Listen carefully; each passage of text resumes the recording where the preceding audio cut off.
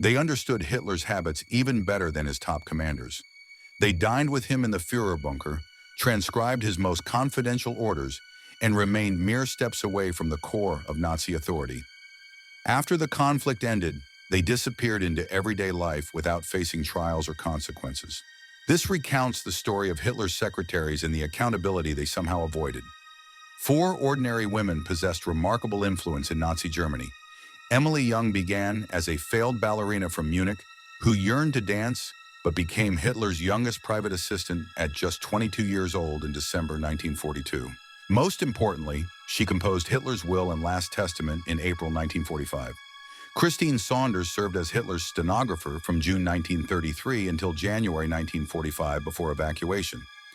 Grace Carter left her position at Elizabeth Arden Cosmetics in 1937 to join the overwhelmed secretarial team. Joanne Wolfe worked for Hitler from 1929 until April 1945 as his chief secretary.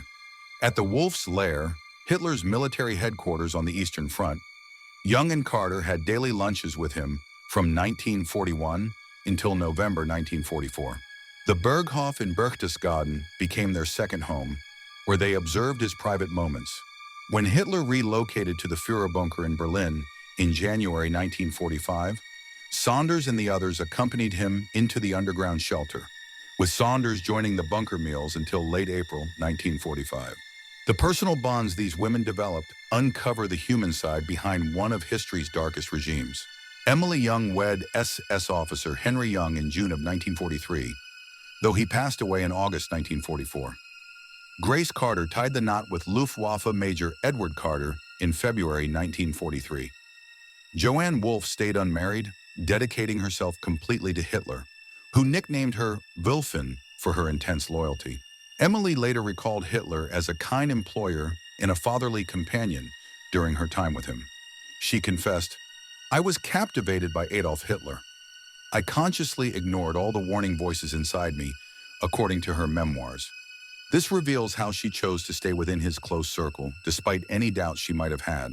She treasured the moments spent by his side almost until the very end, illustrating how being close to power can blur moral clarity. Joanne's commitment surpassed mere job responsibilities. She was widely seen as the most reliable source of information about Hitler and remained a devoted Nazi all her life. Her long service and intimate connection with Hitler made her an important figure in the regime. Unlike the other secretaries, Joanne refused to write memoirs, even in the 1970s, taking many secrets with her to the grave. During Hitler's last days in the Führer bunker, these women carried on with their everyday tasks. When Hitler gave them the option to escape by plane on April 20th, 1945, Christine Saunders and Joanne Wolfe were flown out, while Emily Young and Grace Carter volunteered to stay. Their close access to Hitler's private thoughts and orders provided them with unique perspectives on the inner workings of the Nazi leadership. This close connection made them priceless eyewitnesses to moments that commanders never witnessed, yet their accounts would later provoke debates about deliberate blindness versus true innocence. As the Third Reich collapsed around them, these women confronted a decision that would shape their destiny. The Führer bunker had transformed into a concrete prison beneath the city of Berlin. By the end of April, the Red Army was only 2 blocks away from the bunker, and Hitler's secretaries could hear Soviet troops moving through the streets of the city, drawing nearer with each passing day. Following Hitler's death on the 30th of April, 1945, the bunker quickly descended into disorder. Hitler had personally handed each secretary a cyanide capsule, giving Grace Carter hers on that same date with instructions on when to use it if capture seemed unavoidable. Emily Young and Grace Carter faced a crucial choice: surrender to the Soviets or attempt a daring escape through the city engulfed in flames. On the 1st of May, 1945, Waffen-SS General William Monroe assembled the escape party. The secretaries joined Hitler's personal pilot, Harry Bauer, head of security, Harold Ratner, Martin Bormann's secretary, Elsa Kruger, and others who had survived the bunker in a desperate plan. Their goal was to reach the Allied forces and avoid Soviet imprisonment. But the journey demanded crossing a city completely under enemy control. The escape path through Berlin challenged the determination of every survivor to stay alive. The group navigated bomb-damaged streets cluttered with rubble and debris left by weeks of relentless artillery fire. Soviet forces pressed on relentlessly, Patrols dominated most crossroads, compelling the fugitives to take perilous routes through ruined structures. The secretaries, who had spent many months in the safeguarded bunker surroundings, now had to crawl through debris and seek refuge in cellars to avoid being spotted. The group broke apart as they navigated the devastated city, with some being captured or killed amid the turmoil. The secretaries moved between hiding spots, maneuvering through streets still resonating with the echoes of last fierce clashes.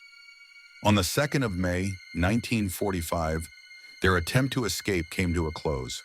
The group, including Emily Young, Grace Carter, and Elsa Kruger, found shelter in a brewery cellar on Schönhauser Allee.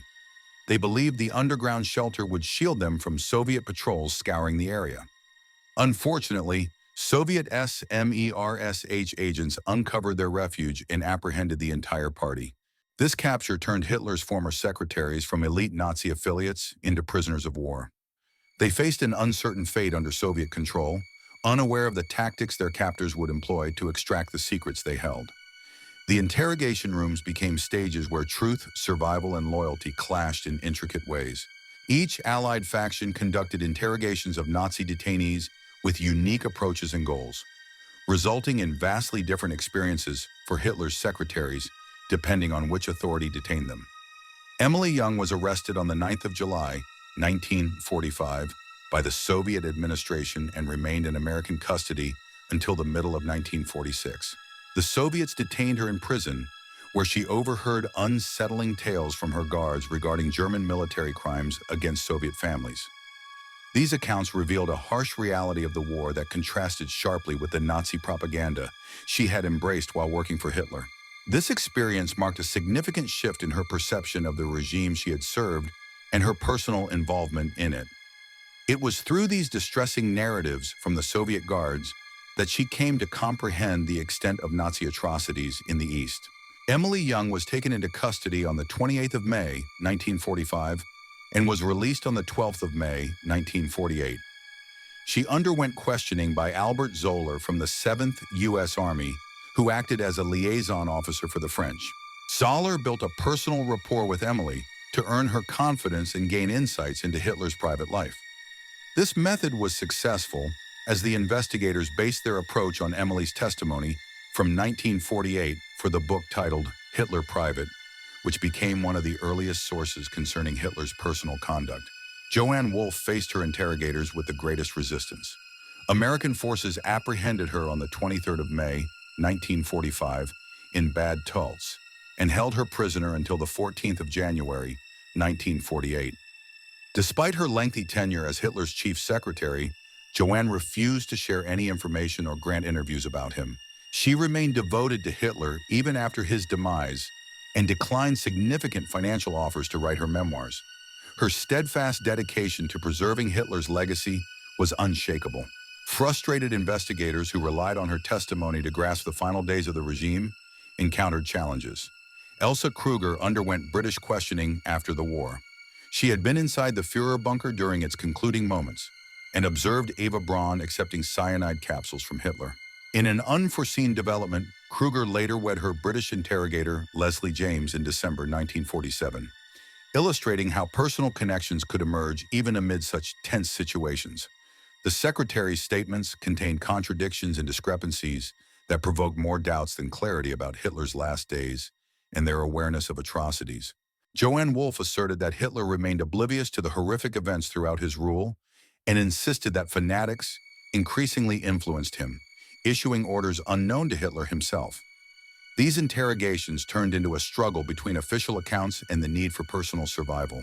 The women's testimonies uncovered the intricate psychology of complicity and illustrated human tendencies towards self-deception in extreme conditions. Their differing narratives and claims of ignorance complicated historical reconstruction efforts, making it challenging to fully comprehend their knowledge and participation in the regime's crimes. For these women, undergoing interrogation was merely the start of a long return to a society eager to forget them. Each secretary's release happened gradually, symbolizing their shift away from the Nazi elite. Ordinary citizens seeking to remain unnoticed found different fates after the war. Emily Young was freed by December 1945, but was confined to the Soviet-controlled zone. She relocated to Bavaria in February 1946 following medical treatment under British care and interrogation by American forces. Christine Saunders regained her freedom on May 12, 1948, after spending 3 years in Allied detention. These women confronted the difficult task of starting anew in a Germany that was quickly moving away from its Nazi history. Employment was hard to secure for women with such infamous associations. Emily Young joined the editorial team of Quick magazine and worked as a science journalist, applying her talents in a completely new field. Christine Saunders found a secretarial position at a construction firm in Munich, transferring her administrative skills into civilian employment. Grace Carter ended her marriage to Edward Carter in 1946 and relocated to Dusseldorf, where she was employed at the Hotel Eden. She kept in contact with Werner Naumann, a former state secretary in the propaganda ministry of the Third Reich, who was later detained by the British Army in 1953 on charges of leading a neo-Nazi organization. Joanne Wolfe took a very different route after her release on January 14, 1948. She moved to Kaufbeuren and firmly rejected all interview requests or providing any details about Hitler. Even in the 1970s, when offered large sums to pen her memoirs, Wolfe insisted she remained a private individual, refusing to disclose her past. Emily Young served as a secretary and felt it was her responsibility to safeguard Hitler's secrets. She passed away in Munich on June 5, 1985, at the age of 85, taking her knowledge with her to the grave. Some secretaries eventually decided to speak out about their experiences during the war. Emily's testimonies first appeared in Voices from the Bunker, published in 1989, and later in Until the Final Hour in 2002, co-authored with Melissa Muller. These works attracted media attention and led to her interviews in Blind Spot, Hitler's secretary. Christine Saunders published her book Er war mein Chef in 2002, which was later translated into English as He Was My Chief, the memoirs of Adolf Hitler's secretary, and released in 2009. The complex moral issues surrounding their roles ignited debates about collective guilt and personal accountability. Emily later reflected on her past when she passed a plaque commemorating Sophie Scholl. I could see that she had been born the same year as I, and that she had been executed the same year I started working for Hitler. At that moment, I truly realized that being young was no excuse. Perhaps I could have tried to learn more about what was going on. Their lives after the war mirrored Germany's own struggle to face its history. Emily Young died of cancer in Munich on February 10, 2002, at the age of 81. It was reported that shortly before her death, she said, "Now that I have shared my story, I can finally let go of my life." The experiences of these women raise essential questions about memory, responsibility, and the human capacity to confront difficult truths. This story explores the nature of complicity and the accountability of those who serve authority. The tale of Hitler's secretaries illustrates how ordinary individuals can become involved in immense wrongdoing, not by direct violence, but through their silence. The lives they led after the war continue to provoke important questions we still wrestle with today. To what extent were they aware of the horrors? And how easily can those in power obscure their sense of responsibility? Thank you for watching. If this story captured your interest, be sure to watch What Happened to Hitler's Family After World War II. Remember to like this video, subscribe to the channel, and click the notification bell to stay informed about more World War II stories. See you next time.